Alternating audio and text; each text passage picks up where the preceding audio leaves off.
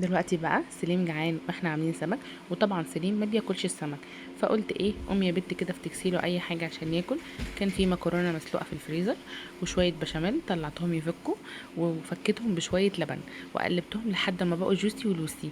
نزلت بقى جبت طاجن، ونزلت بشويه بشاميل في الارضيه، وبعد كده نزلت بشويه مكرونه، نص المكرونه، وحطيت شويه بشاميل فوقه. وجبت قطعة بانيه حمرتها في الزيت، قطعتها قطع صغيرة ورصيتها فوق البشاميل في النص زي ما انتوا شايفين كده، قطع قطع.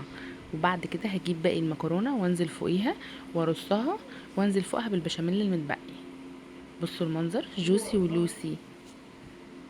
نزلت بباقي كمية المكرونة المتبقية، وهنزل فوقيها بالبشاميل زي ما انتوا شايفين.